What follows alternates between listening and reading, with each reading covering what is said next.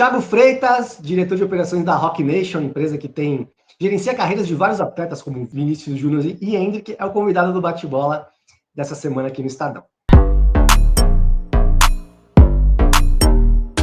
Agradecer o Thiago por ter aceitado o convite para conversar com a gente um pouquinho.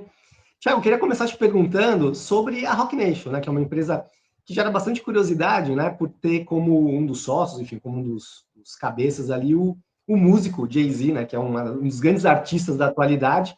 E a gente sabe que a Rock Nation não começou no esporte, mas hoje está bem dentro do esporte, né, com vários atletas gerenciando a carreira de vários atletas importantes. Te agradecer novamente. Se você contasse um pouquinho da história da Rock Nation para a gente. Obrigado, Marcelo. É um prazer falar com você sempre. Lembrando que o Jay-Z é mais do que um músico hoje. É uma figura disruptiva do universo da música. Alguém que deixou de ser só músico para empreender no segmento, para criar uma agência que se diferenciava de todas as outras que representavam os músicos, com um conceito completamente distinto de artistas trabalhando com e para artistas, e que é um apaixonado pelo esporte, foi acionista de grandes franquias do esporte norte-americano e criou essa divisão de negócios no esporte, a Rock Nation Sports, que depois se expandiu para trabalhar não somente com os esportes norte-americanos, iniciando sua empreitada no futebol, o nosso, e no rugby, a partir do escritório em Londres, e que em 2023, em um processo de expansão da sua atividade no nosso futebol, o soccer deles, passou a ser acionista majoritária de uma agência brasileira, a nossa, fazendo com que então a Rock Nation Sports International tivesse mais de uma sede e operação, não mais centralizada e restrita ao mercado europeu, mas tendo no Brasil um componente, uma vertical muito importante. E ele atua, Thiago, assim, ele, enfim, conversa com o pessoal, dá palpite de atletas, sobre carreira de atletas, ou ele fica um pouquinho mais por fora e dá carta branca para o pessoal tocar a empresa, os negócios? Como que funciona a atuação dele mais diretamente ali? Como em toda grande companhia multinacional que tem ações listadas em bolsa, ele é uma figura que participa da definição das estratégias de longo prazo, de ações que são as mais relevantes, mas naturalmente não consegue acompanhar toda a nossa rotina. Mas é alguém que se faz presente nos momentos marcantes, e nós vimos isso na última temporada, nos encontros dele com Vinícius Júnior, nos momentos decisivos dele no Real Madrid. Eu te perguntei justamente isso porque eu estava me lembrando desses encontros dele com o Vinícius. Enfim, ele é uma pessoa, um grande artista, como você falou, um disruptivo e tudo mais, que está gerenciando, a empresa dele está gerenciando carreiras de grandes atletas, né, de pessoas tão conhecidas quanto ele, né? Por isso que ele deve, assim, com o contato Jay-Z e Vinícius Júnior, aumenta muito a marca da empresa e toda essa questão, né? E é claro, nesse curso de desenvolvimento dos atletas, vários outros vão ganhar protagonismo, vão ter momentos de destaque, a oportunidade de se encontrar com ele. Especificamente sobre o Vinícius, existe uma afinidade que transcende o esporte também. As causas que defendem e a forma como se posicionam também faz com que exista uma aproximação natural entre eles que independe dos resultados coletivos e individuais no esporte. O Vinícius Júnior saiu muito cedo, né, aqui do Brasil para jogar no Real Madrid. O Hendrick seguiu o mesmo caminho, né, saindo do Palmeiras também para o Real Madrid. Como que funciona levar jogadores tão jovens, Thiago, enfim, para clubes gigantes da Europa, né? Como que funciona esse trabalho que vocês fazem, provavelmente para o jovem poder se adaptar, claro, com calma, com cautela, para poder chegar ao momento realmente de explodir lá na Europa? É um trabalho complexo que começa já cedo. No nosso caso, quando esses atletas começam a se envolver com os jogos da categoria sub-14, usualmente com 14 anos, e no qual já existe expectativa de que aquele jovem pode ser um desses jovens que logo que possível, quando completar 18 anos, vai seguir para um dos maiores clubes do mundo. Porque ali você já começa a ter que administrar assédio, deslumbramento, agonia, incerteza, ansiedade pelas validações e pelas confirmações. Quando se concretiza esse primeiro sonho da negociação de uma transferência para um grande clube, quando o atleta se transfere, começa um outro desafio, que é de adaptação do atleta, adaptação das pessoas que estão à volta dele, adaptação do atleta a outras pessoas que estarão à volta dele, outras culturas, algumas mais receptivas, outras nem tanto. Um ambiente no qual muitas vezes ele chega como coadjuvante, logo depois de ter sido protagonista. São desafios diversos. O atleta não deixa de ser um ser humano, não deixa de ser parte de uma família e não deixa de, como todos os jovens, independentemente da carreira que eles têm, de ter desejos, anseios por mudanças também na sua vida pessoal. Então, é uma atividade que demanda profissionais com diferentes formações e diferentes perfis à volta desse atleta para que tudo funcione. Além, claro, de ser necessário que esse atleta esteja disposto a mudar e a aprender. Nem sempre todos eles estão. É muito desafiador mesmo. O Endrick, ele teve a primeira temporada dele no Real, e agora, entre uma temporada e outra, ele acabou tendo uma lesão, né? Até tirou ele ali do Mundial, voltou a ser relacionado agora, tá voltando a ficar no banco, né? Já nas últimas 2 partidas do Real, ele já foi relacionado. A imprensa espanhola chegou a falar nesse final da temporada, talvez o Endrick pudesse sair emprestado e tal, mas ele permaneceu e lembra muito a situação do Vinícius, né, Thiago? Porque o Vinícius também, ele chegou muito jovem, muito se falou, o Vinícius pode ser emprestado e tal, ele ficou no Real Madrid, ganhou o espaço dele e hoje é um dos principais jogadores do time, dos principais jogadores do mundo. A tendência é o Endrick seguir essa mesma atuada do Vinícius? Essa é a tendência, até porque já existe uma evidência clara de que esse é o melhor caminho. O Vinícius ainda resistiu, né, por muito tempo a vários questionamentos e sugestões de que ele talvez não devesse seguir no clube, sem ter uma referência evidente, clara, de que era possível. O Endrick já tem, que é o próprio Vinícius. Está lá ao lado dele, que personifica diariamente em cada treino o que foi feito e quão bem sucedido foi ele nessa escolha. Mas aí o trabalho de vocês, por exemplo, com o Endrick, nessas indefinições, não indefinições, porque acho que está bem definido o que vocês e ele pensam para a carreira dele.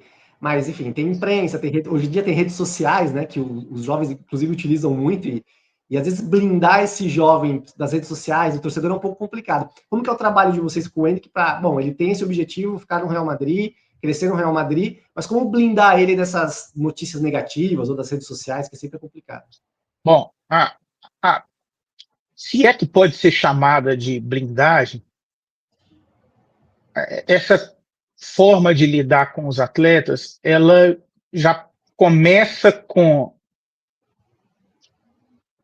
a formatação de uma rede de confiança que é pautada desde sempre na certeza de que nós compreendemos as individualidades de cada um.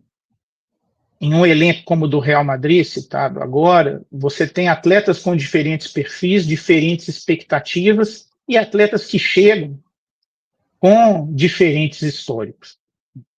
O que nós fazemos é tirar proveito de tudo aquilo que nós aprendemos com os atletas, com os clubes, com o histórico deles, para transferir a todos os atletas que trabalham conosco. E as diferentes capacidades e predisposições de cada um de assimilar tudo isso é que fazem com que eles sigam bons exemplos ou não. Vinícius e Endrick são 2 ótimos exemplos de atletas que absorvem tudo que é transferido a eles e têm o máximo proveito disso. Agora, nós procuramos deixar claro para esses atletas, especialmente os expoentes, que apesar de lidarem com o mesmo público que a imprensa tem, o público demanda dos 2 serviços distintos, né? O público demanda da imprensa novidade, notícia, e demanda do atleta performance e resultado. Compreender isso é muito importante. Vocês têm que lidar com o mesmo público, mas entregar coisas diferentes. O Endrick sempre demonstrou uma maturidade, né Thiago? Assim, 17, 18 anos, entrando no Palmeiras, as entrevistas dele, sempre entrevistas mostrando enfim, até surpreendia para um garoto de 17, 18 anos, né? Até teve aquele jogo, acho que a estreia dele na seleção, né, contra a Inglaterra, eu lembro que ele marcou um gol, que depois do jogo ele citou, acho que o Bob Charlton, né, que ele cita na entrevista, muita gente falou, nossa, como que um atleta tão jovem vai falar de um jogador, né, da década de 1960, tudo mais. É um pouco dele isso aí, essa maturidade, e eu acho que também essa maturidade é importante agora, nesse momento em que ele está nessa transição, tentando ganhar espaço no Real Madrid, né? Não é um pouco dele, é tudo dele. Nós aprendemos mais com o Hendrick do que ele conosco, no que se refere ao ambiente do clube, a como lidar com as estrelas. Quem sou eu que nunca calcei uma chuteira para dizer para ele o que ele tem que fazer depois do que ele fez aqui no Brasil? E não é por acaso que ele já chegou ao Real Madrid e se adaptou muito bem àquele ambiente. Ele é muito maduro, ele naturalmente, pela idade, não tem a experiência que um atleta de 35, 36 anos tem.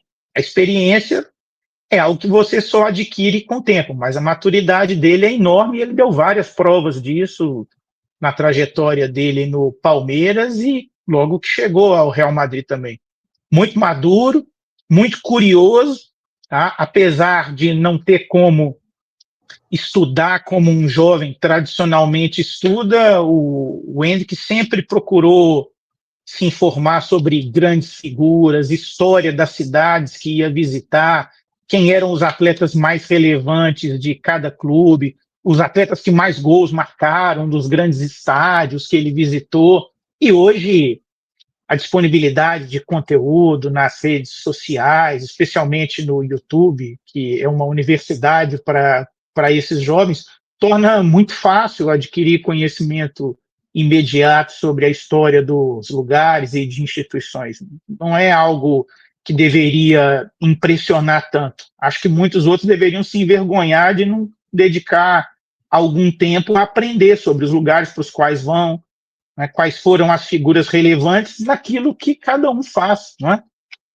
É razoável imaginar que um jovem que queira se enveredar pela comunicação pesquise sobre quais foram os maiores comunicadores brasileiros e do mundo, os apresentadores. Um jovem que quer se enveredar pelas artes plásticas, procurar saber quem foram os maiores artistas. Alguém que quer se envolver com a política, procurar saber quem foram os grandes estadistas. Parece ser algo extraordinário, mas deveria ser obrigação de todos. Felizmente, ele tem essa consciência. E para a gente fechar sobre o Hendrick, Copa do Mundo, enfim, convocação daqui 8, 9 meses. Se o Hendrick não jogar tanto, não tiver tanta sequência no Real Madrid, como que você avalia projeção de Copa do Mundo? Assim, vocês estão trabalhando, tem alguma estratégia assim, para tentar? Enfim, o Carlo Ancelotti é um treinador que conhece o Hendrick, né, trabalhou com ele uma temporada toda. Como vocês estão trabalhando isso, até na cabeça dele? Marcelo, o Hendrick deu em diferentes momentos provas de que ele não precisa de muito tempo em campo para definir os jogos, para mostrar a capacidade dele. Nossa expectativa é de que ele mostre em campo o quanto antes que ele teve plena e total recuperação da lesão, e acho que se ele mostrar que está apto a atuar, não vai demorar para que na nossa próxima conversa a gente fale sobre como foi bom o retorno dele. E sendo bom o retorno dele, fica a cargo do treinador da seleção avaliar o quanto ele pode ser importante para a seleção na Copa do Mundo. Mas, se tratando dele, é bom estarmos preparados para uma mudança de cenário, para um cenário melhor, né, em pouco tempo.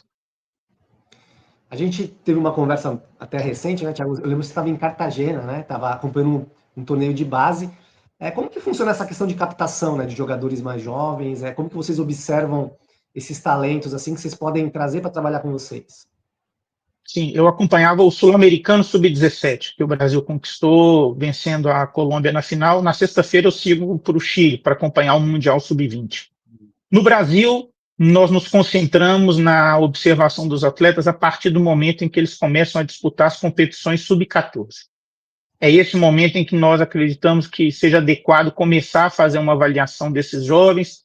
É o momento em que nós acreditamos ser adequado começar a orientar as famílias sobre questões legais relacionadas aos regulamentos e como elas vão se relacionar contratualmente com os clubes. O que era até o ano passado o momento em que o atleta podia assinar o seu primeiro contrato de formação.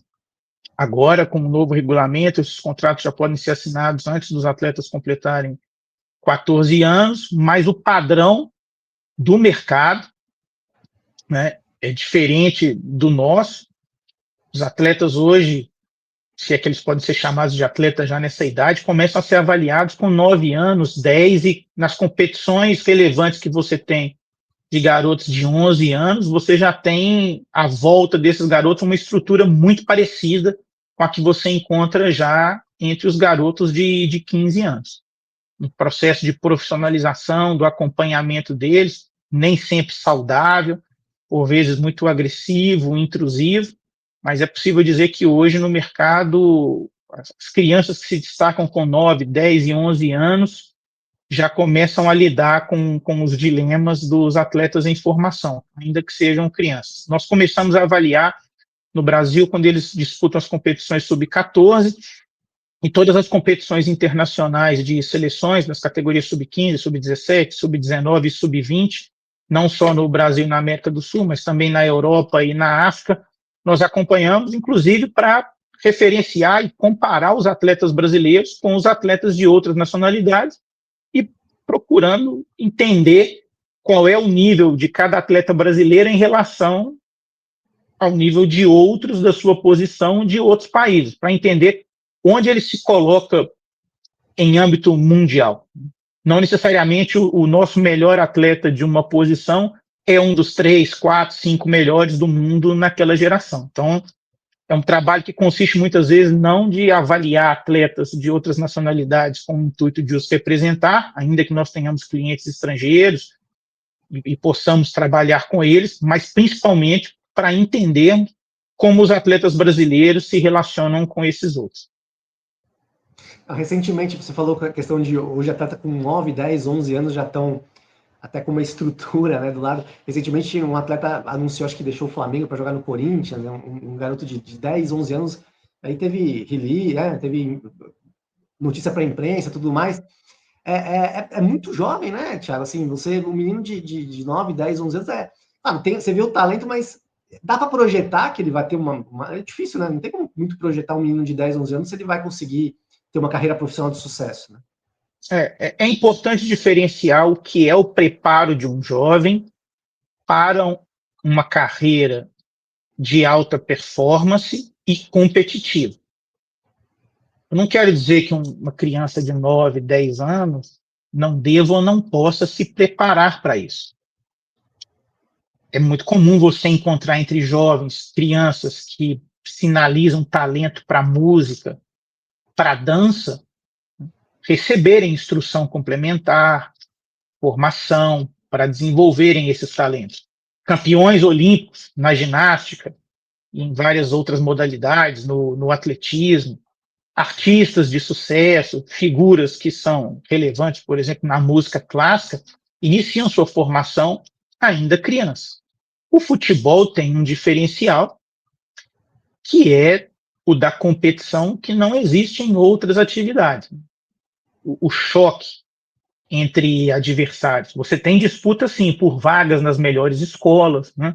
Quanto custa uma vaga no Bolshoi ou no Kirov? Né? Ou uma bolsa de estudos em uma filarmônica relevante? Crianças e pais dessas crianças disputam vagas nas melhores escolas, por exemplo, no mundo todo, em diferentes atividades. É que no futebol você tem alguns comportamentos do futebol adulto, né, e dos negócios relacionados ao futebol profissional sendo replicados de forma muito precoce. Agora, o quanto isso é danoso para a criança ou não, depende muito da estrutura familiar. Existe uma diferença grande, mas que é de uma linha de separação muito fina, sensível, entre o suporte, o auxílio, o fomento ao sonho e a exploração daquela criança, e a pressão sobre ela, a cobrança por resultados imediatos, para não falar dos casos que são cada vez mais frequentes, de famílias que mudam toda a sua dinâmica, sua estrutura, para viver às custas dessas crianças, né? Do financiamento delas, feito por terceiros, e que gera, por muitas vezes, sem que a família perceba, traumas irreversíveis, né, de crianças que assumem a responsabilidade do sustento da família já com essas idades. Quero agradecer o Thiago pela conversa. Enfim, assunto bem interessante essa questão da formação, né, de novos atletas. Obrigado, Thiago, por ter aceitado o convite. Sempre um prazer, Marcelo. Disponha sempre. Muito obrigado. É isso aí, pessoal. Bate-bola dessa semana. Semana que vem a gente volta.